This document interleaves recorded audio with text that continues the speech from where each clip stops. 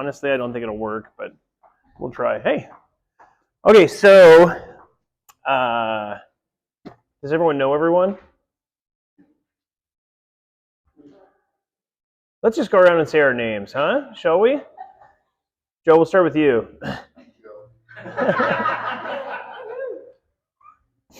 Nice. Okay.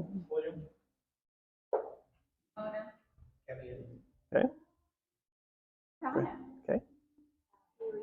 Okay. Okay, good. All right, so the reason I do that is the part of what we're going to do in this class is practice with one another. And we'll talk about why that is. But you need to practice with each other. That's a big part of learning Greek, is the practice component of it. Okay? All right, so first off, just welcome. How many of you have taken any Greek course before? Any Greek study? Gus. Yeah, we hope with Gus. Yes. Okay, so no one else has ever taken any Greek.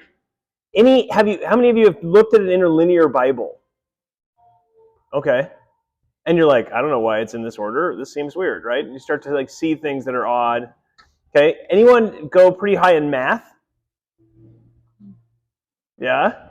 Okay. Yeah. So if you've gone pretty high in math, you've actually encountered a lot of the Greek letters, right? So theta is used for angles and all sorts of different things. Yeah, exactly. Science as well, right? So you've encountered a lot of the Greek alphabet already, which is going to be COVID variants. Exactly. Thank you. That's a little happy memory, Gus. Appreciate that. Yeah. Good. Okay, so Greek is actually used more commonly than you might think. There's a lot of interaction. We have a lot of interaction with the Greek alphabet. And our goal in this class is actually to try to cover about the first half to a third, between a third and a half of a normal Greek course. Okay? So if you go to seminary, hey guys, come on in. Notes are on every chair. This is Savvy and Nathan. Otherwise known as the late kids. Okay, just kidding. Okay, so the goal is to cover basically the first third to a half of a normal seminary course on Greek. Okay, so hopefully in 2 summers, between 2 to 3 summers, we will have finished a normal Intro to Greek course for seminary. Okay, when I took Greek, I took it with this book, Basics of Biblical Greek by William Mounts. Did you guys all get that email about the Greek textbook? No? I left you out. Oh, yes, perfect. Yeah, hold it up. Haley, it wasn't intentional. Just know that. Yes, that's the book. Basics of Biblical Greek. You can get it on Amazon. You can also get it on Kindle form. So if you just want to use a digital form, it's about a third the price on Kindle. So it's $11. Oh. Well, there's the workbook. I didn't look at it closely, and I accidentally bought it. I returned it. Oh, good. So you click Kindle version, it goes to the workbook. Oh. There's another link. It says other Kindle formats. Okay. Click that, and it goes to the regular one. Yeah. Seriously? Okay, well, never mind then. Don't get the Kindle version. Get the hardback version. Come on. Honestly, it's better to have a hardback version anyway, isn't it? You just feel happier holding a book. I do. Anyway. Yeah, you put it on the shelf, and people are like, oh, you learned Greek. Indeed. Yeah. So it doesn't matter which version. Joe, hold yours up. I think that's first edition. Second edition? Okay. I have third at the office. It's in the 4th edition now. Which one's yours? Third edition. Okay. Yeah. That's 4th edition. Yeah. So it doesn't matter which edition. If you find it used, go for it. It's fine. It's more or less the same material. You know how they do when they republish books. They just change 3 words and a footnote, and they republish another edition. So it's not a problem. Material-wise, you'll get the same level of material. Okay. So what we're going to try to do this morning is just cover the first 4 chapters of that. So in your notes there, we'll walk through the specifics here. The first is the goal. We want to gain a working knowledge of some of the basics of Biblical Greek over the summer. Okay. Now, they say that teaching people the original languages is like giving a child an M16. Why? Because initially you're like, oh man, I get this. And you start to see things, and then you're like, oh, and then you can kind of go too far with that, right? So just as a helpful reminder, right, this is actually like a huge subject. Greek scholarship is a huge subject. And so we're just getting the beginning of this stuff, and so we're going to start with the beginning, then we'll kind of widen that out and spread it out to what else we need to learn. Okay, so just be aware of that. It's a long process to study and understand Greek grammar. Okay, How many of you like grammar generally? Okay. How many of you hate grammar and hated it in elementary school? Haley. Yes. Okay. I was in the hate grammar category. I did not like it, and then I went to seminary, and I remember I had to take this. I had an English degree, and I had to take this English class. This English to make sure I was okay to go into seminary, and you had to get a 70, and I got a 70. So that got me through, which is all that really matters. But grammar is actually incredibly important. Okay, and the reason to study grammar is actually to study the grammar of the Bible. That's why we do grammar, is to understand those things. So it's actually a helpful thing to start thinking about grammar and how it relates to Greek. Okay, so you'll enjoy this. I think it'll be fun. Even those of us who hate grammar, I think it'll be fun. You know what a noun is, right? Person, place, thing, or idea. Verbs, what are verbs? Actions, more or less, right? States of being. Okay, so there's a lot to cover, but I think it'll make sense. Okay, so our method. What's our method? Well, our method is that we believe that language learning can be helped by being in a group. We'll talk more about that, but being in a group of people is very helpful for acquiring languages. You know this, right? If someone drops you in another country, how do you learn the language? Get with people. Start talking to people who speak English as well, and start to try to interact with them. And the more you interact with them, the faster your language acquisition becomes. Okay? So that's essentially what we're doing. Essentially what we're doing in this course is to follow that same methodology. Okay? Okay, so that's our methodology. So in this course, we'll do less lecturing and more encouragement toward practice, right? There's not that much lecturing you have to do. It's Greek. So you just explain what it is, and then you just practice it. Okay, so that's what we're going to try to do, is explain and then do more practice. And again, we'll talk more about that. Okay, point C there, encouragement. Language acquisition is tough. How many of you have learned a foreign language before? How many of you have learned a foreign language in adulthood? Okay, incredibly difficult. It's incredibly difficult to do. Why? We're wired to think one way, right? From our birth, we're wired to think a certain way, and what we have to do is reshape the way that we think in order to acquire a new language, which is incredibly difficult to do. When we moved to India, I had an incredibly difficult time initially trying to figure out how the language works and how things get put together. It's very challenging. Okay, so Greek is not going to be any easier. It's just as tough, even though it's a dead language. Okay, it takes practice and time, and this is key. The more time and effort you devote to it, the more you'll get out of it, right? So if you're like, I'm going to come to this Sunday morning class, and by the end of the summer, I'll know Greek. I don't have to do anything during the week. It's just the Sunday mornings. It won't work. If you're going to actually learn this, you have to learn it by practicing at home, studying, spending time with the text itself. Okay? We'd encourage you to try to spend some time reviewing your alphabet, rules, vocabulary words, and pronunciation as often as possible. Okay? Good? Okay. Yeah.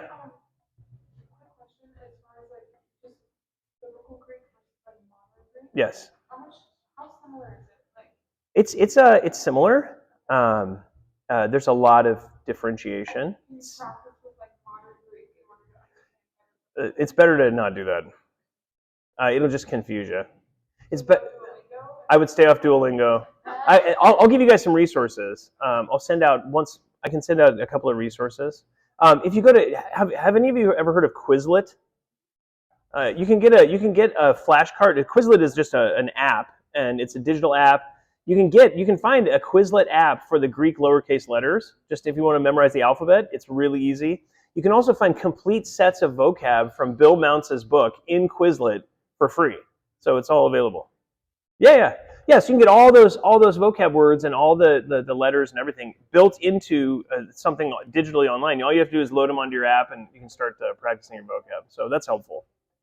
Yeah, lots of resources for that. But stick to that stuff. If you go to the modern, it'll just start to confuse you. Also, not that you can't, but Koine Greek, what we're learning, is different than than Golden Age Greek, like what Herodotus wrote in. So you have the high age of Greek, and then Koine Greek is like dirty street Greek, and then we have modern Greek, which is like relatively different, 2,000 years of transition in terms of the language. So same alphabet, but the language has changed pretty substantially. Yeah, it's the same as English, exactly. 2,000 years back, you won't understand. A single word, yeah. Yeah, you guys have done this, and you've seen 1611 copies of the King James Bible. and you're like, I have no idea what they're talking about. Like it's Y's instead of I's, and the S's drop down, and you got the capital F's, but that's actually an S in the middle of a sentence, and all those things. That's similar to Greek. It changed substantially in terms of how it was written and understood. Yeah. Good? Good? Okay. Yeah.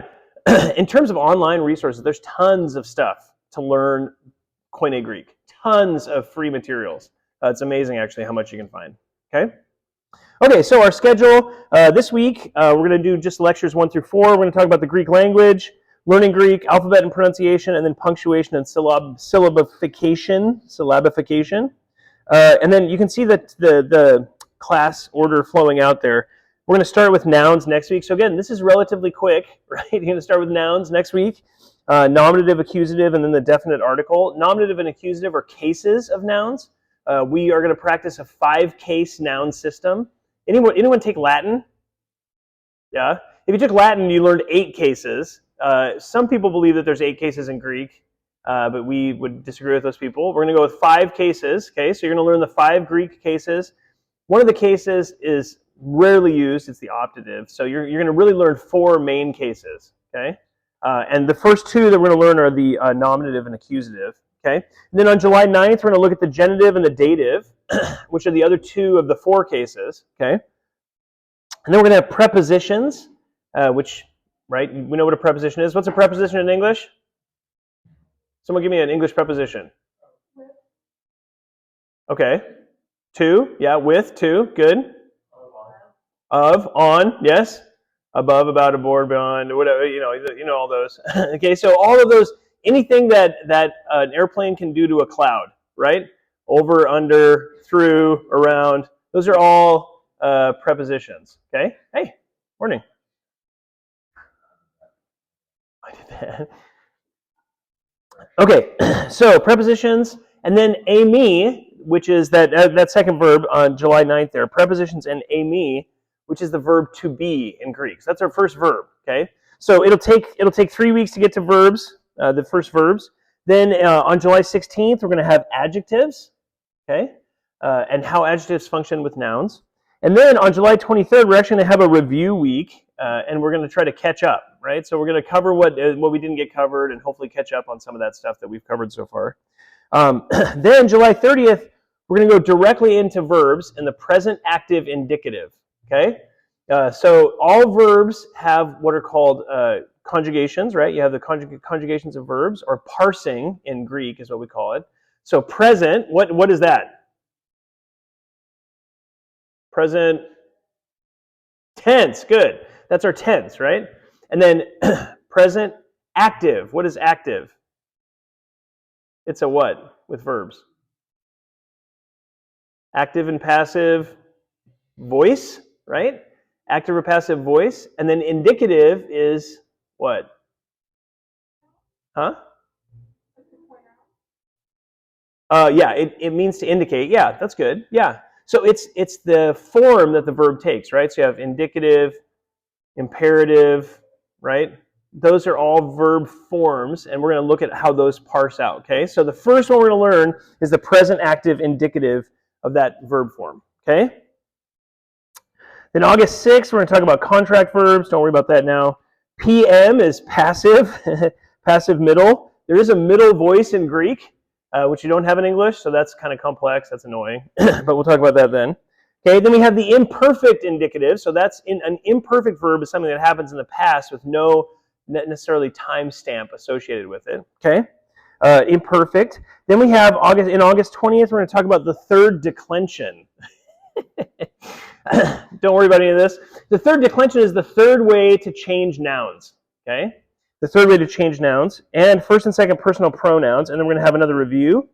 Lectures 12 through 14. We're going to have demonstrative pronouns, not autos, autos, which is the Greek word there, okay?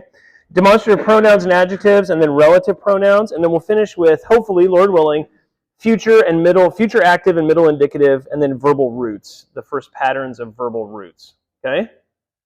That looks fun, doesn't it? Beatings will continue until morale improves. Okay, so it's actually really fun. It's actually really, really fun. if you do it with other people, okay? The other thing I would encourage you to do is, how many of you have used Blue Letter Bible before? Have you used Blue Letter Bible? So from Blue Letter Bible, you can get a Greek interlinear for free right now. You just go on Blue Letter Bible, get a Greek interlinear, and just start looking at the interlinear and how it's used and how the English and the Greek interact, okay? Super helpful just in terms of like getting excited about Greek. If you're just trying to learn all the rules, it's going to feel like torture. But if you get excited about it, it'll be fun. Yeah? Is the Blue Letter Bible Koine or? It's Koine. Yep. Yeah, all the resources on Blue Letter Bible that are linguistic are associated with Koine Greek. Yeah, good question. Yeah, so it's free. You can get the app, or you can just go straight to the website. You can get an interlinear there, and it's super fun. You can also find interlinears on other resources. There's lots of online interlinears, lots of places where you can interact with the Greek text with translation, right? If you just get the bare Greek text, it's not that fun because you don't understand it. But if you get it with those translational elements built into it, it's helpful because you start to see those things. Okay? Good? Okay. Okay, so there's a comment here from Mounts. Okay? This is directly out of the textbook. He says this. He says, reading, I cannot stress enough how important it is to learn to pronounce the language.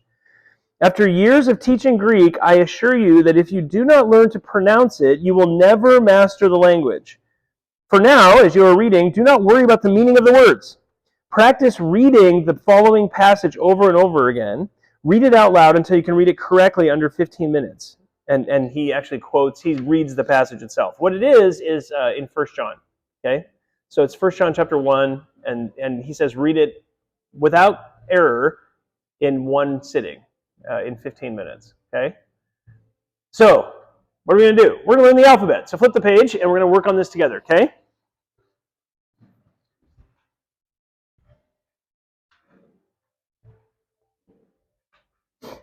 Okay, so again, if you've taken math courses, you actually know a lot of this. It should actually already be in your head. Some of these things you should already know, okay? Alpha, now the reason why I use this chart and not Mounce's is because this has the capital and the lowercase next to it. You will almost never see capital letters. The only time you'll see capital letters is in situations where, well, you see them in the sentences, but you also see them like at the title of books if you have a Greek New Testament. The title of books are often in complete capital letters, but you don't see them that often, so it's not super helpful to know them. But it's good to see them and be aware. Okay, so alpha, you can also see there that he gives the Greek word for the letter. Okay, so just look at alpha there. See that? We have an alpha at the beginning of that word. See that, the second column? Here, this is the Greek transliteration of the word. Okay, so you have an alpha, and then that second letter, what is that second letter? Lambda, good. Okay, what in science, what do we use lambda for? Yes, wavelength, very good. Okay, so we have alpha, right? And then lambda is wavelength. And then the third letter, what's that third letter? Phi, good. And phi is what sound? You can guess. F, right? It's the sound F, like in phone. Okay, and then we have another alpha. So alpha in Greek is what that is what that says. Okay? You guys see that? Okay, good. Okay, so, and then it's transliterated, alpha, right? And it's an A as in father, or an A as in dad, short. Either one. It depends on the word. Yeah?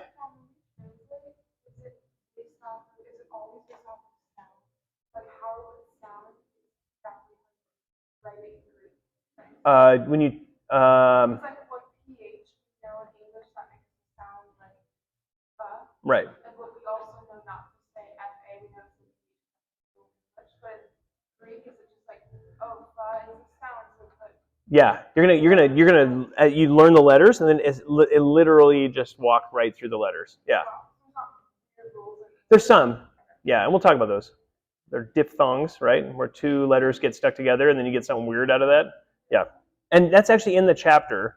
I didn't put all of that in the notes because I feel like just read the chapters. You'll see. There's lots and lots of stuff in there that's like very tricky and not super tricky, but if you read the chapters, you'll see them. Okay.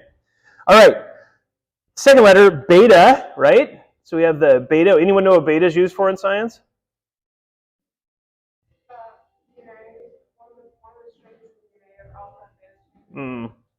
I was thinking radiation, but that's fine. Beta radiation is the release of a single electron. We're not going to keep doing this, but anyway. Yeah. Okay. Beta, right? Beta is that second word. Now look at the Greek word here, okay? So we have the beta letter, right? And then what's that second letter?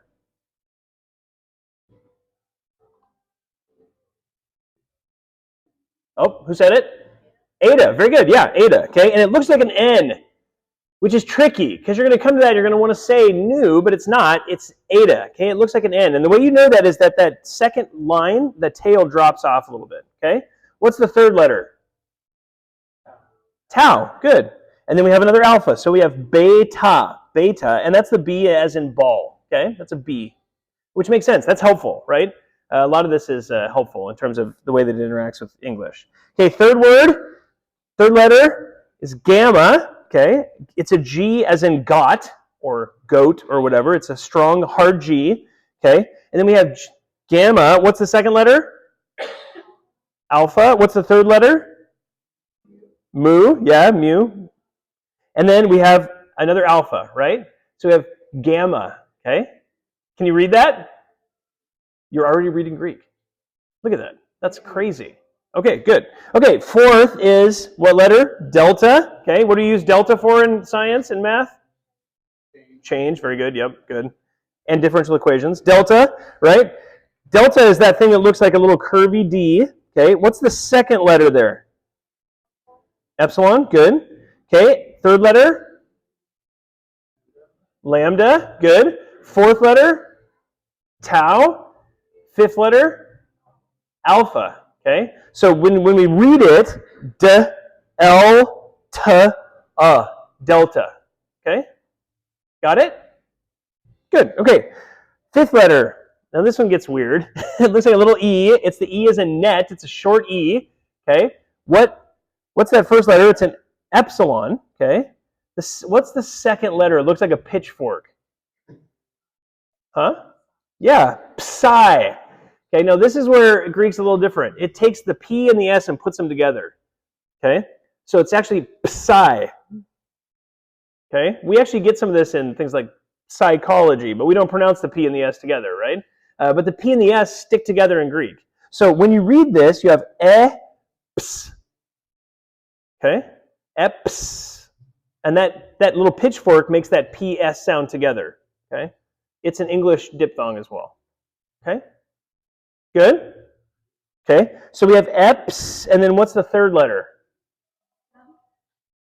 No? Iota, right? Little iota. Yeah, I. Yeah. Which is a short I, right? Epsi, and then what do we have? Lambda. What's after that? Omicron, good. That O, it's a short O. And then what's the last letter? Nu. Okay, so if you look down, look at nu. Okay, so we have epsi, and then L, A, N. Epsilon. Okay? Got it? Good. Okay, don't worry. It'll get easier. Okay, next letter. Next letter is zeta. Okay? Zeta, and it looks like, I don't know what it looks like. It looks like a capital C, kind of a squiggly capital C there. So that's the Greek letter Z, okay? So Z, and then second letter, what's the second letter?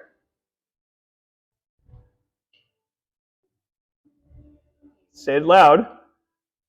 Eta, good. And then we have what letter? Tau, and then a alpha. So Z, A, T, A, zeta. Okay? Got it? Okay, let's do the next one. Next one is eta. Okay, that's helpful. Eta, and all that is they drop the Z off, and you use that A in the front, that same letter, and then tau alpha. So eta. Okay, and then what's the next letter? Theta. What sound is that? TH, right? As in this. Okay, so theta is the first letter in the Greek word theos. What is theos? God, right? See, you guys this is so fast. That's fantastic. And what do we study? We study theology, right? So that's the first letter. That theta is the first letter in the word for theology in Greek. Okay? Now, sometimes you see that shorthand when people refer to God, they just make a theta because that refers to God, right? So that's just a shorthand for writing the name God, theos. Okay. All right. Circle with a line through the middle. Yep. It looks like a 0 with a line. Okay. Next one is iota. Okay. Here's a new letter we haven't seen yet. Okay. So the I that can be either short or long. I is in machine, or short I is in hit. Okay. And it's iota. What's the second letter there? Omega. Very good. What did Jesus say? I am the... Oh, isn't that cool? The alpha, the first letter, and the omega, the last letter, right? And then we have tau and alpha again. So iota. Okay. Okay, next letter. Kappa. Good. This is all the sorority houses when you were in college, right? Okay. So, yeah.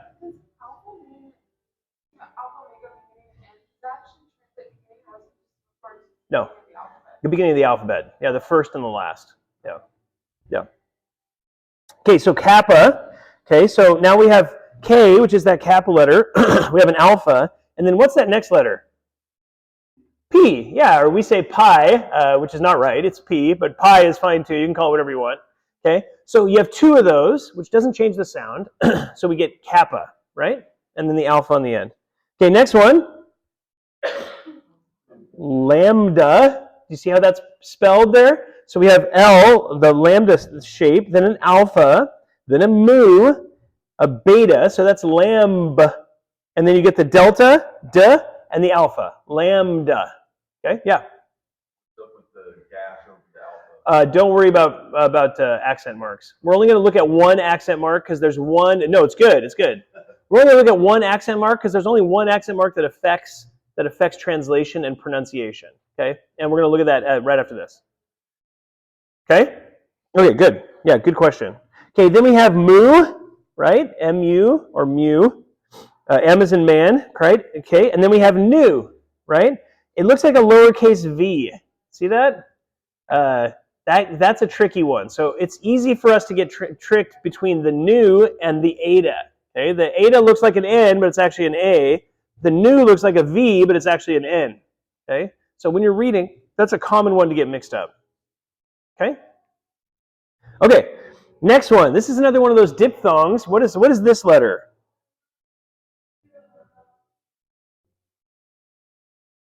C. Good. Very good. Okay. So this we don't use this often in English, but it's the sound that X makes in axe. Okay. So you actually take a K and an S and you stick them together. Axe. Okay. So ks, ksi. Try that. Ksi. Good, yeah. So you have the k and the s together. So ksi. Okay. And that's a simple one to write. John, I have a quick question. Yeah. On the iota or iota. Yeah. So there's a range of sounds that you get out of that. Right. Yeah. Okay. Yeah. Yeah. Okay. Okay. Next one is omicron. Okay. So let's look at that one. Let's spell this out. Okay. We have the omicron. Then we have the mu. What's the next letter? Iota. Good. Next letter? Kappa. Good. And then what's that next letter? Rho. Yes. Very good. So what letter does that look like in English? P. So that's annoying. So it's a P that sounds like an R, right? So it's actually, that's the R sound, that rho shape, okay? Then we have an omicron and a nu, and so that is omicron, okay? You see how that's transliterated? Good. Okay, next one, P or pi. We know that one. Okay, next one, rho. Okay. Now, see that little mark above the rho there? It's a little backwards apostrophe. You guys see that? Okay, so this is the only one we're going to learn. Okay, the only accent that's pretty important. And that's called a rough breathing mark. Rho, yeah. So what you're actually supposed to do is put like a h when you see that. Okay, so in Hindi, there's rough breathing everywhere, right? But in Greek, this is not that common. Okay, the one that you see this the most is the word for sin. Okay, which actually starts with an alpha. It's hamartiology, right? That's the study of sin. Gus, you taught 22 weeks on hamartiology, right? 21 or 22? 22, yeah. 22 weeks on hamartiology. But if you look at that word in Greek, there's no H. Okay? It's just an alpha with that rough breathing mark above it, and that rough breathing mark puts an H at the beginning of the word. Okay? Yeah. Yeah. The H sound Yeah. is different. In my understanding, it's different than the new Greek, the trill. Yeah. Yeah. Yeah, yeah. That's right. Yeah. Yeah, which is why we want to stick just here. Yeah. Yeah, yeah. I just want to make that. Yeah, totally. Yeah, that's good. And actually, if you look down in your vocab, the Greek pronunciation down at the bottom, look on page 3, and look about 6 from the bottom or 7 from the bottom. There's a word there with a rough breathing over a U. Do you see that? Okay. Huperupsao. Okay, so you have that H, and the first sound is H. Hooper. Okay, it's right here. This one right here. It's just above the Christos. You guys can see the Christos, right? The C there at the beginning. So just above that is huperupsao. Okay? So we'll do some Greek pronunciation and work together. It'll be wonderful. Okay. Okay, so let's finish up with the alphabet. Okay, the next one is, so that's rho. Then we have sigma. Okay, so let's just walk through that letter, those letters in Greek. So we have the sigma. Then we have the, what's the next letter? The I's letter? Iota. What's the next letter? Gamma. Good. Next letter? Mu. Good. Next letter? Alpha. Sigma. Okay. And sigma is a little tricky. There's a middle of the word sigma, which looks like an S, like that. It's a little circle with a line. And you can see this on the left. But there's a second lowercase sigma, and it just looks like an S. Okay. That second lowercase sigma comes at the end of words.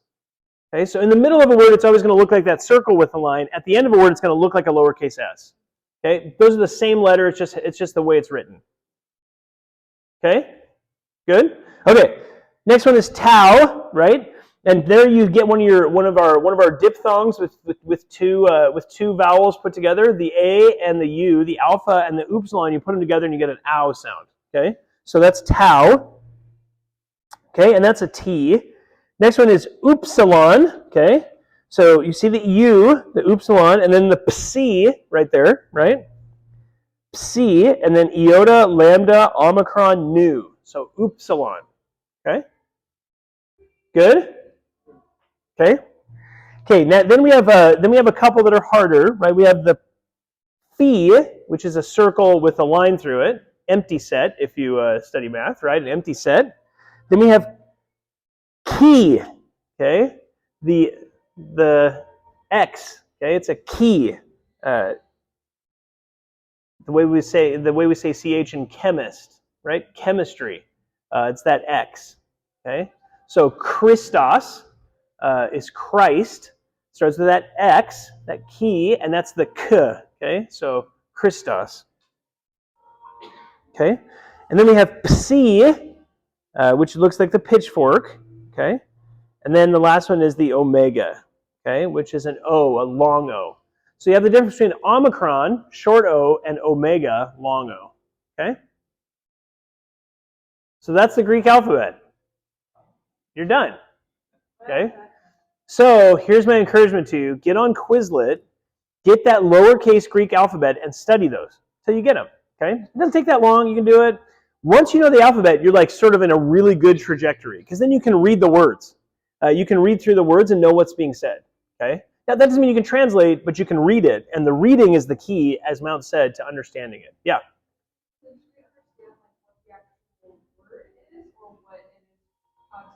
Start with pronunciation. Don't worry about the translation of it. Start with the pronunciation of it. Yeah. Yeah. Not necessarily, no. Yeah. Well, some of them are easy. The first vocab words are really easy, but and there's stuff that we've already heard. But yeah, you want to start with just reading and just getting the language, the sound of the language, and then from the sound, then you can build to translation. Yeah.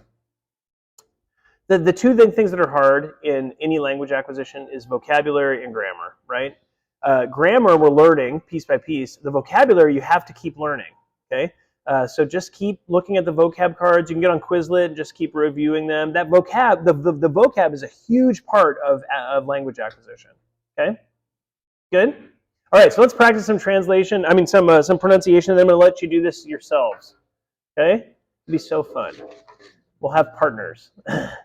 80% of the fun of this is just talking to each other and sound like idiots. Okay, okay. So we're going to look at a couple that are important here. The first one is the word angelos. See that at the first? Okay, that first letter. Okay, good. Yeah, it's right here on Greek pronunciation. What's the first letter? Alpha. Second letter? Gamma. 2 gammas, okay? Now, that is a diphthong. Those two come together and they make the sound ng. Okay? Ng. So the 2 G's make a sound like ng. Okay? Okay? So those 3 letters together, A, G, G, alpha, gamma, gamma, you put those together, it would sound like ang. Right? Language, dang, right? A-N-G, okay? But it's A-G-G when you just look at the letters, okay? So then you have, what's the next letter after the 2 G's? Epsilon, good. And then what? Lambda. Keep going. Omicron. Sigma. Okay, so let's pronounce this, okay? Read it with me. Angelos. Angelos. Okay, what is angelos? What word do you think that is? Angel, right? Okay, so that's how you say angel in Greek. Isn't that cool? There you go. Okay, let's do the next one. See if we can get this one, okay? What's that first letter? Alpha, okay, then what? Mu, good. Eta, good. It's not an N, good. Nu, and nu is what sound? N, right? Like an N sound. So we have m, a, n. Amen. Okay? Amen. Yeah. Cool, huh?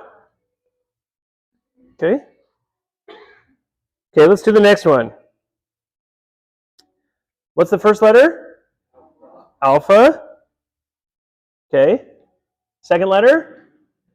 Nu, it looks like a V, but it's not a V. Anytime you see a V, it's an N, okay, just for mnemonic remembrance, okay? So, N, then what letter? Theta, okay. Then what letter? Rho, which is what sound? Rho, which is what sound? R. It's a sound R. Our English sound R, okay? And then what's the next letter? Omega. A W is an O, okay? So this is where it's tricky. V's are N's, W's are O's. It's always nice, right? Okay, that's an O. Then what letter? P. Okay, then Omicron and Sigma. So we have on, th, rho, okay, because that rho and the omega makes the rho sound, okay? And then pa, s, anthropos. Yeah, man. Yeah, good. Anthropos. Okay? Cool? Wait, John, how Yeah. do you learn like the why behind certain things? Like why the A just accept it? Yes. Yeah, just accept it. I honestly, because there are things that like are even like difficult for us to pronounce, like the word diphthong, which is a weird word for us. But so Greek pronunciation just comes because of the way the language developed. So like why would we A N G? Why would we A? Just because of the way the language developed. So there's a sense in which the time causes languages to work in certain ways. Like if I say I'm chillin', what does that mean? Yeah, I'm fine, right? Would you like some more water? I'm chillin'. That means nothing to me because I'm a boomer. But to a young person, that means no, I don't need any water, thank you, right? So the language has developed to mean that, and so the way languages develop, we don't understand. They just do. Someone say something? Another question? Okay, good. Okay, let's do our next one. Okay, here we go. First letter, alpha, good. Second letter, pi or P, yeah, P. Next letter, Omicron, Okay, good. Next letter? Sigma. Okay, sigma. And then a what? Tau. Yep, good job, Donna. Tau. And then a what? Omicron. Okay, and then lambda, not delta, lambda. Yep. And then another Omicron. And then what's the last letter? Sigma. Now this is a helpful word because you get both forms of sigma here, right? The middle sigma is that one that looks like the circle with the line on top, and the end sigma is that one that looks like an S. Okay? So let's pronounce this one together, okay? A, pa, s, ta, los. Apostolos. What is that? Apostle, right? Sent one, right? A messenger. Okay? So you can read the word apostle now in Greek. That's crazy. You should be thrilled. Okay? Okay. Apostolos. Okay? Got it? Okay, now this one's a little annoying because you get a capital letter. What's that capital letter there? Gamma. Very good. Sorry. You got to look back up there. You get a few capitals. There's just not that many. Just a few. Okay, capital. What's the next letter? Alpha. Next letter? Iota. Oh, I'm sorry. Lambda. Yeah, good. Lambda. Next letter? That was me. I'm so sorry. You're like, no, it's not. Okay. Next letter? Iota. Next letter? Lambda. Next letter? Alpha. Iota. Alpha. Okay. Oh, show off. Yes. Okay, let's listen to it. Okay. Galilea. Okay. Galilea. Galilee, right? Now, why do we say Leia? It's alpha, iota, alpha. So the alpha, iota are creating their own diphthong, right? Which is the sound A. Okay? So, huh? Yeah, go ahead. Is that like a, Latin name, like female and male? Oh, we'll do that later. Is that why it's IA? Yeah. It's a female. It's feminine, yeah. So masculine, feminine. We're going to get to noun declensions, and nouns and adverbs carry masculine, feminine. They carry, gender. Okay? Good? Okay, keep going. I want to leave you time to practice together. So we'll do two more, and then you can read through the rest of them together. Okay? So you need a partner who you're not married to. Oh, yes, I know. It's so good. Find a partner you're not married to and work on it, okay? All right, here we go. So next one. What's the first letter? Now you can't see the alphabet. Okay, what's the first letter? Oh, cheating. Okay. What's that first letter? Gamma, good. Second letter? Rho, good. Third letter? Alpha. Fourth letter, tricky one. Phi, good, yeah, good. Okay.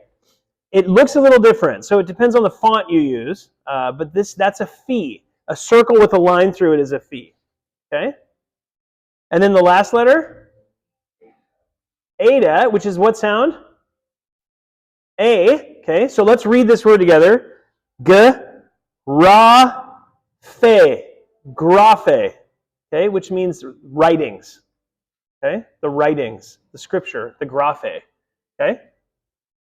Got it? Okay, let's do one more. Okay? What's that first letter? Delta, good. Second letter? Omicron. Third letter? No. Look closely at it. What is it? Xi. Yes, Xi. What sound is that? What sound is it? X. It's an X. Good. And then the final letter? Alpha. So let's read this one together, okay? Doxa. Oh, we know this one. A doxology, right? Which is what? What is the Greek word doxa? No. Okay, it means glory, actually. Okay? So the word doxa means glory, so doxology is a what? It's a glorification of whatever you're doxologizing. Okay? You're giving glory to the thing that you are doxologizing. Does that make sense? Yes. Good. Good. Okay. We'll do one more. Because they're so fun. Okay? What's this one? What's the first letter? Epsilon? Gamma? Omega. Epsilon, gamma, omega. What is that? Let's pronounce it. Go. Ego, right? Ego. What's our English word? Ego, right? Which is bad. Okay? But here it just means the word I. Okay? So Christ famously says, ego eimi. I am. Right? The being verb, right? Ego eimi. I am. Okay, so this is ego, the word for I. Okay? Now I didn't put all the translations in here. Why did I not put the translations in here, might you think? We can figure it out. So you can figure them out on your own, right? So you'll have to open your book or look online and find the words, okay, which you can get. You can get all these words. It's very simple. When you get your book, put them in there, okay? The goal of this, though, is not translation. The goal of this is pronunciation, okay? All right, so find a partner, and what I want you to do is just read the words, okay? Just read the words. That's all you got to do, okay? That's it. Yeah, it's super simple. You'll be able to do it. Yeah. No, eimi can. So ego is actually the pronoun.